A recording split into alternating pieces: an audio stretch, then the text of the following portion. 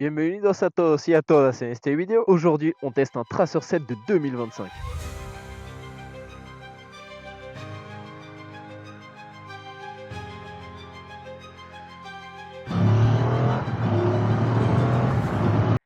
Regardez-moi cette nouvelle face avant et ce nouveau coloris. Et dites-moi ce que vous en pensez. Moi, j'aime bien ce petit rouge. Je trouve que ça lui va bien. Et la face avant, déjà qu'elle était pas mal. Celle-ci, elle est super jolie aussi. En plus, ici, ils t'ont intégré les clignotants dans les pare-vents, ça, c'est vraiment pas mal. Avant, tu avais des trucs qui dépassaient des côtés. Maintenant, c'est plus le Tracer 700, c'est le Tracer 7. On a un moteur 700 cm3 CP2 de chez Yamaha, le même que la MT-07, que la R7, que la XSR 700, que le Tracer 7, que le Ténéré 700. Ouf, 5 motos avec le même moteur. Celui-là, il est rentabilisé. Après, c'est un moteur qui marche, que tout le monde aime. Pourquoi le changer, honnêtement? Celle-ci, c'est une version full qui nous fait 73 chevaux pour un poids total de 203 kg. Et oui, on est au-dessus des 200 kg malheureusement, mais ça, c'est à cause de toute la technologie embarquée. Avec ça, on a un bon gros réservoir de 18 litres pour une consommation moyenne d'environ 4,1 litres au 100 km, qui fait que tu fais plus de 400 km avec un plein. C'est presque l'autonomie d'un GS Adventure. Donc ça, c'est très très fort sur ça. T'as quasiment jamais besoin d'aller à l'essence. C'est une moto évidemment qui est bridable à deux et qui est faite pour les A2 parce qu'en full, elle change pas tant que ça qu'en A2 et beaucoup de monde donc la prennent pour la brider en A2 et ensuite la laisser en A2 toute sa vie. Celle-ci particulièrement, c'est celle qui m'a été gentiment prêtée par le garage parce que ma moto, elle est au service. Elle a à peine 400 km. Elle est encore en rodage. Donc bien sûr, on va pas trop tirer dessus. Mais en tout cas, un grand merci à eux de me la prêter, histoire simplement que je puisse rentrer chez moi. Si jamais quelqu'un est intéressé, c'est le garage GBK à Gland. Le seul garage où j'ai jamais eu de problème. Ma moto, elle est toujours sortie nickel du service. Donc si vous voulez que le travail soit bien fait, je vous conseille fortement d'aller là-bas. Ensuite, cette moto, même si elle a une esthétique très similaire au Tracer 7 ou 700 d'avant, elle est au final très différente parce que la plupart des composants ont été retravaillés, freinage, châssis. Il me semble que le moteur, c'est la seule chose qu'ils n'ont pas touché ou peut-être fait encore plus de normes anti-pollution dessus. Ce qu'il faut savoir, c'est que c'est une moto qui change tout, même si esthétiquement, elle n'a pas beaucoup changé. Donc, qu'est-ce qu'on a comme option? Et là, franchement, on a des bonnes options pour un Tracer 7 d'entrée de gamme. Comme vous voyez, 400 km la moto. On a comme option deux modes de conduite, donc qui sont juste ici. Hop là, là, on a le mode custom. C'est celui que tu changes. Et là, mode street, il y a juste power et TCS. Bon, écoute, c'est déjà ça. Donc ici, tu peux voir essence, liquide de refroidissement, kilomètre, température de l'air, trip time, trip 1, trip 2. Ça, je sais pas ce que c'est.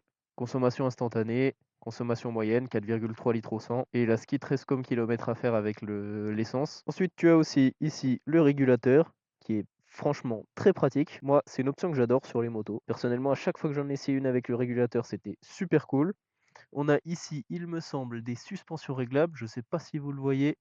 Hop là, c'est marqué hard, soft. Donc là, des suspensions réglables, ce qui est quand même très très cool. Comme aide au niveau des aides, on a quoi? On a le TCS et l'ABS, rien de plus. TCS désactivable, ABS non. Ensuite, ici, tu viens dans les menus. Tu as deux, trois trucs ici pour changer. Là, tu vas dans les menus, application, navigation, thème, tu peux changer le thème. Personnellement, celui-là, c'est celui que je préfère. C'est le même que la R1. Et surtout, ce qui est très intéressant sur cette moto, c'est que tu peux connecter ton téléphone en Bluetooth et que tu peux avoir ton téléphone juste ici sur l'écran là. Et ça, c'est vraiment très très cool. C'est de la technologie qu'on retrouve sur pas beaucoup de motos. C'est vraiment une très très bonne chose. Maintenant, ce qu'on a encore qui est super pratique pour les gens qui ont un support téléphone et qui font beaucoup de routes, c'est juste ici, une petite prise USB-C. Hop là, prise USB-C, tu peux brancher ton tel, ça charge, c'est trop trop bien. Sur ça, ils ont été forts parce que c'est vraiment très pratique. Maintenant, transition toute faite pour vous l'allumer, pour vous faire écouter le bruit.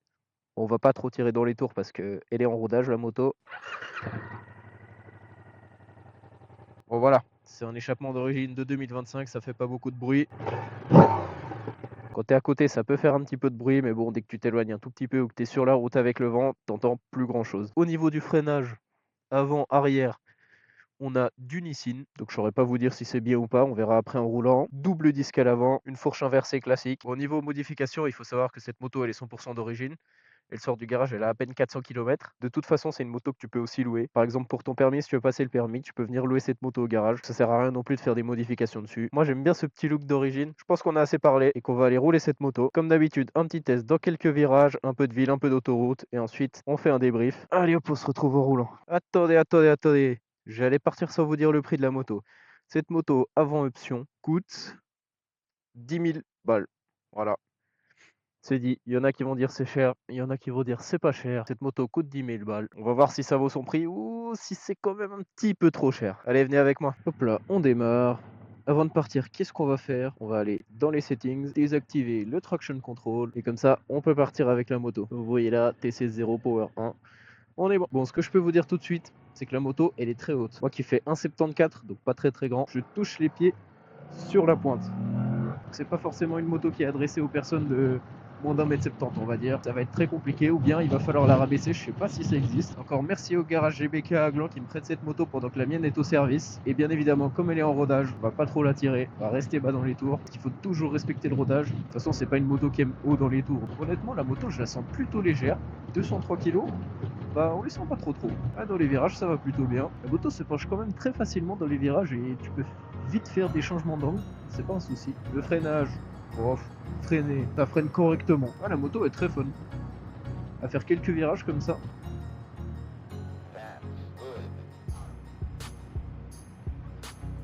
Se débrouille vraiment bien en virage. Waouh, regardez-moi cette vue. T'es haut sur la moto, là t'as vraiment une belle vue. Bon, honnêtement, châssis très bien. La moto va toute seule dans les virages, hop, hop, c'est facile à conduire. On va repartir pour une petite montée-descente. Allez, on repart pour une petite montée, hop là.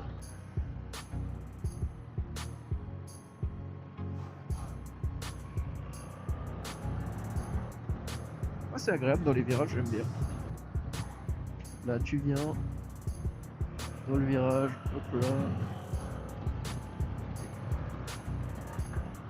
Nickel.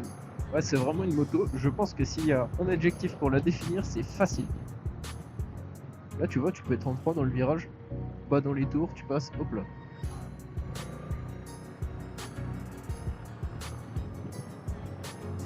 Et là, tu réaccélères. Bon, bien sûr, comme j'ai dit, on va pas trop la tirer comme elle est en rodage. Ah, c'est une moto, ça va tout seul. C'est parfait pour les débutants. Si tu commences la moto et que tu veux un petit trail sympa, t'achètes ça.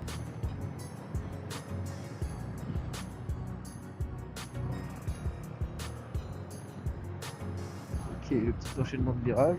Bon, niveau bruit, par contre, j'entends rien. J'entends que le vent. Je trouve peut-être le freinage un petit peu léger, honnêtement. Je trouve que ça mériterait peut-être un poil plus de freinage. Par contre, la position de conduite est vraiment détente. Hop, les petits virages.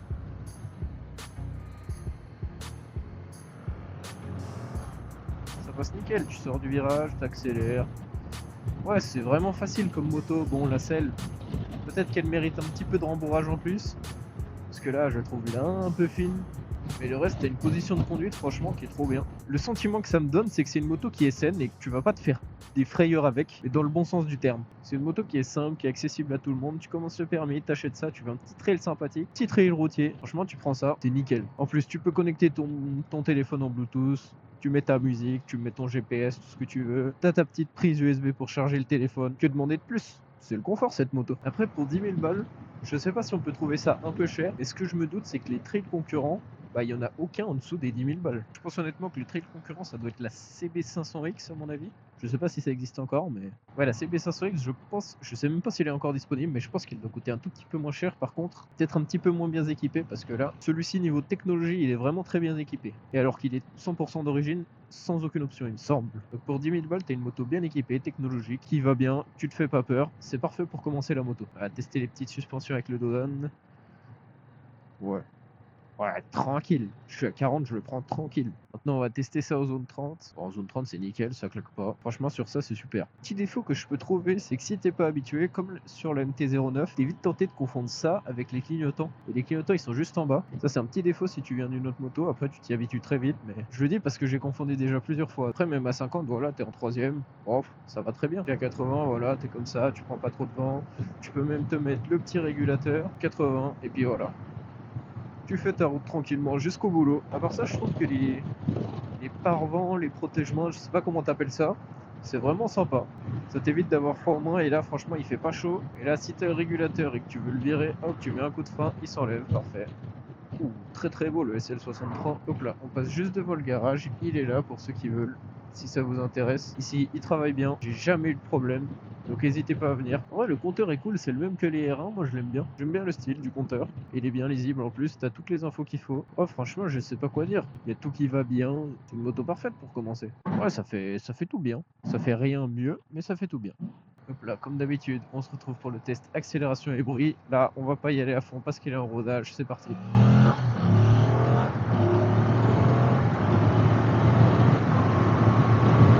Alors même si t'es pas à fond, ça suffit largement. Et là, tu te mets quoi? Petit régulateur. La bulle, elle mériterait d'être peut-être un tout petit peu plus haute parce que là, je prends du vent et je suis sûr que c'est une option que tu peux avoir. Après, sinon, que dire niveau vent, position et tout, t'es bien installé.